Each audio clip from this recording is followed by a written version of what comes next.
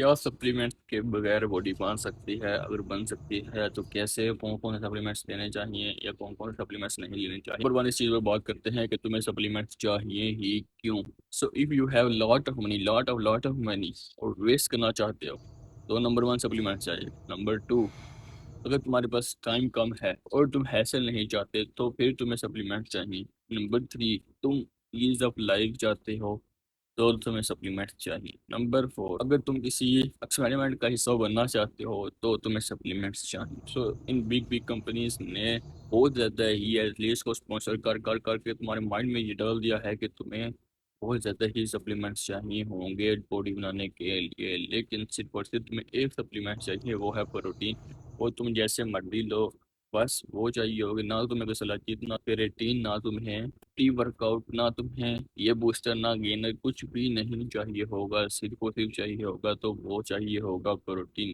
अगर तुम सिर्फ और सिर्फ ये रिक्वायरमेंट पूरी कर लेते हो तो तुम इजीली अपनी अच्छी खासी फिजिक बना सकते हो, वो भी घर पर।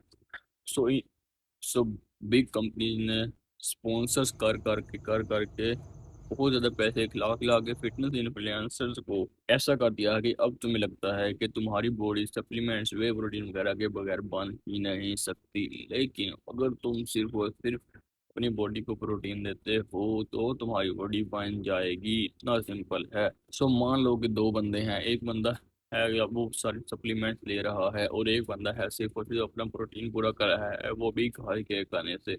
सो किसकी बॉडी ज़्यादा बनेगी? तो दोनों एक जैसा ट्रेन करते हैं, दोनों हर चीज़ करते हैं, दोनों की जेनेटिक्स भी चलो सेम कर लेते हैं, दोनों भाई कर लेते हैं, तो किसकी बॉडी बनेगी? दोनों की बॉडी से अभी बनेगी, क्योंकि एक बंदा है जो कि सारे सप्लीमेंट ले रहा है, उसमें भी बस प्रोटीन ही है और कुछ भी नहीं है, और दूसरा बंदा है वो सिर्फ और सिर्फ प्रोटीन ले रहा है और उसमें भी प्रोटीन है। तुम्हारी बॉडी को सिर्फ और सिर्फ मसल बनाने के लिए सिर्फ और सिर्फ प्रोटीन ही चाहिए, नथिंग एल्स। अगर तुम आपको प्रोटीन देते हो, ट्रेन करते हो, ट्रेन हार्ड करते हो, फिर तक ट्रेन करते हो, तुम्हारी बॉडी खुश होकर मसल बनाएगी, रिकवरी पूरी देते हो, खुश होकर मसल बनाएगी और कुछ भी नहीं।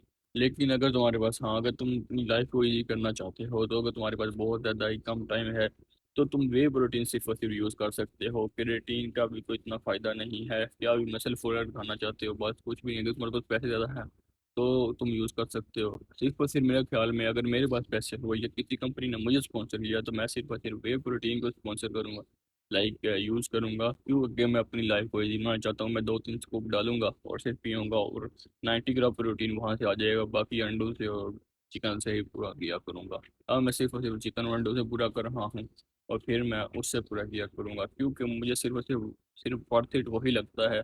इसके अलावा कोई भी प्रोटीन सोर्स मुझे वर्थ इट नहीं लगता, कोई भी सप्लीमेंट मुझे वर्थ इट नहीं लगता, सब सब सब के सब मुझे स्कैम लगते हैं। तो तुम्हें क्या लगता है कि कौन सा सप्लीमेंट यूज़ करना चाहिए, कौन सा नहीं? कमेंट में जरूर बताना।